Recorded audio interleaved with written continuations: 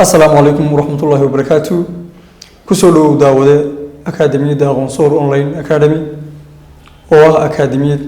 habka online-ka ah wax looga barto maadooyinka ka baxa aqoonsiga online academy waxaa ka mid ah maadada xisaabta oo leh heerar kala duwan oo heerka asaaska ama barashada asaasiyaadka xisaabta oo halkan u taaganahay inaynu cashar ka bixino iyo maadooyin kale oo ay ka mid yihiin barashada luqadda ingiriisiga oo heerar kala duwan leh barashada luqadda carabiga oo heerar kala duwan leh barashada cilmiga daawada ama base pharmacology-ga sidoo kale barashada computerka maadooyinkaas ayaa ka baxa akaademiyadan aqoonsiga online academy casharkeenan oo kamid ah kooraska barashada aasaaska xisaabta oo ah kooras loogu talagalay in dadka xiiseynaya uu kasoo dhiso bayska hoose ee uu qofku ugu baahan yahay inuu sees adag uga dhigo aqoontiisa barashada cilmiga xisaabta kooraskan casharkeenan wuxuu ku saabsan yahay maanta jajabyada weliba isku geynta jajabyada marka ay yihiin laba jajab casharadii hore ee kan ku horreeyay waxaan kusoo baranay isku geynta jajabyada marka ay hooseeyayaasha ama denominatorsku ay yihiin isku mid casharkeenan waxaynu ku baran doonaa hab ka mid ah hababka kala duwan ee lagu xaliyo isku daridda jajabyada marka ay kala duwan yihiin hooseeyayaashu sida caadiga tirooyinka amaba xisaabta waxa la isku daraa waxa isku eg amaba isku midka ah haddaynu tusaale yaro fudud soo qaadano oo ka mid ah nolol maalmeedkeena haddii aad suuqa ka soo iibsato oo aad dukaanka tagto oo soo iibsato 3 xabo oo tufaax oo tilada ku ridato haddana aad 4 xabo ku ridato laba kale oo tufaax aad ku ridato saladaada waxa ku jira waxay noqon doonaan labadii dambe ee tufaax ahaa iyo saddexdii hore wala sugeynay waxay noqonayaan 5 tufaax iyo 4 xabo aad tusaalahan marna ma noqon doonaan waxa weeyaan 9 xabo ama 9 tufaax ma noqon doonaan oo kuwan la isku madarayo sababtoo ah nature-kooda ama dabiici ahaantooda ayaa kala duwan xisaabta waxaanu tusaale uga soo qaadanaynaa wixii isku mid ah ayaa la isku daraa jajabyaduna saasoo kale un bay la mid yihiinoo haddii hooseeyaashoodu isku mid yihiin unbaa si toosa la isugu dari karaa haddii kale waxaad u baahan tahay hab aada hooseeyaasha iskaga mid kaga dhigi karto amaba aad ku midayn karto habab badan baad markaa jawaabta saxdaa ku gaari kartaa hab ka mid ah ayaynu halkan kusoo gudbinaynaa haddaynu hore u galno markaa tusaalaha hababka aynu isticmaali doono waxaa ka mid ah in aynu midayno hooseeyaasha amaba hab ka fudud baynu ku horeynaynaa oo ah jajabka koowaad baynu soo qaadanaynaa ka labaadna waynu soo qaadanaynaa dabeedna waxaynu sameynaynaa hooseeyaashan isu weydaarinayna hooseeyahan halkaas ayaynu ku dhufanaynaa oo hooseeyaheena tirada dambe ee 5 ah ayaynu ku dhufanaynaa marka halkaa waxa weeyaan tallaabada koowaad tallaabada labaad baynu sameynaynaa oo muhiim ah oo iyadana ah inaynu kaas ku dhufano ka waa isku dhufasho caadi ah tallaabo labaad baynu qaadnaa oo si fiican baad ila socotaa tallaabo saddexaad baynu hadhay oo isku dhufashaa waxaynu sameyn doonaa markaa kan baynu tooska ugu dhufan doonaa tallaabooyinkii aynu tilmaanay ayuun baynu hadda qaadaynaa waxaynu leenahay 5 oo lagu dhuftay 2 weeg tallaabada koowaad calaamadda isku geynta sideedaynu soo qaadanaynaa 3 oo lagu dhuftay 3na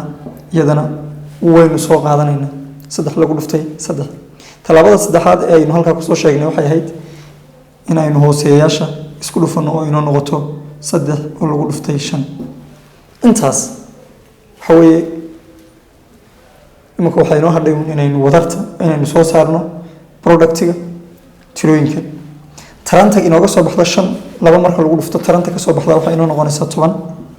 oo lagu daray taranta taa ee 3 lagu dhuftay taranteedu iyaduna noqonaysa 9 oo loo qaybiyay halkan iyadana inta inoo noqonaysa waxa weeyaan 5 iyo 10 ama 10 iyo 5 jawaabta u dambeysay aynu rajaynaynay aynu doonaynay halkan nooga soo baxdo labadaas sar oo ay toos isugu darnay oo inoo noqonayso 19 loo qeybiyo 15.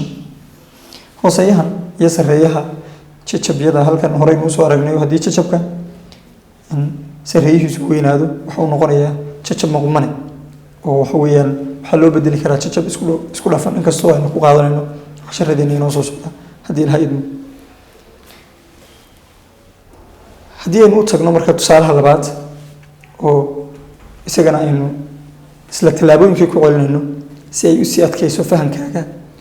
oo tallaabooyinkana waxa weeyaan ay kuugu sii fududaadaan. tallaabadii u horreysay haddii aan ku weydiiyey aynu samaynayno waxay ahayd afarta halkan taalla amaba tirada hooseeyaha jajabka dambe ayaynu ku dhufanaynay sareeyaha jajabka koowaad. macna ma laha isku geynta inaynu istaba marino, laakiin waxaynu sidaa u yeelaynaa inuu mar walba leenahay dhinacan ku horey si aanay hadhowto kala goynta oo ay muhiim tahay kala horreysiintu aanay inoogu khaldan.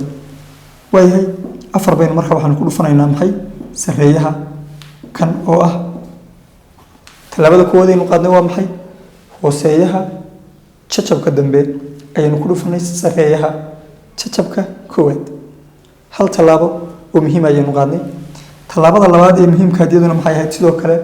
hooseeyaha jajabka koowaad ayaynu ku dhufanaynaa sareeyaha jajabka labaad. deedna waxay noo noqonaysaa 7 oo lagu dhuftay 3. hoosta ayaynu intaa ka xariiqanaynaa. tallaabadii labaad ee muhiimka ahayd ayaa inoo dhammaystirantay. waxaynu samaynaynaa marka 7 ayaynu 4 ku dhufanaynaa amaba se labada hooseeye ayaynu isku dhufanaynaa oo inoo noqonaysa 7 oo lagu dhuftay 4. waayo waxaynu samaynaynaa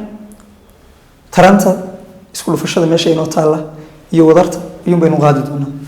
taranta tani waxay inoo noqon doontaa 4 halka taranta labadaas ay inoo noqon doonaan 21. halkana taranta waxay inoo noqon doontaa 28. inta maxaa inoo hadhay kaliya inaynu wadarta labada sare isu geyno. labadan wadartooda waxay noqon doontaa 25 loo qeybiyey 28. hadda ma u fiirsanaysa daawade jawaabtii u dambeysay aynu halkan ku gaarnay waxay inoo noqotay 25 oo loo qeybiyey 28 oo ah jajab quman. jajab quman waxaanu ka wadnaa jajabka hooseeyihiisu ka weyn yahay sareeyihiisa amaba se sareeyihiisu ka yaryahay hooseeyihiisa. hadda daawade haddii aynu soo muraajacayno saddexdii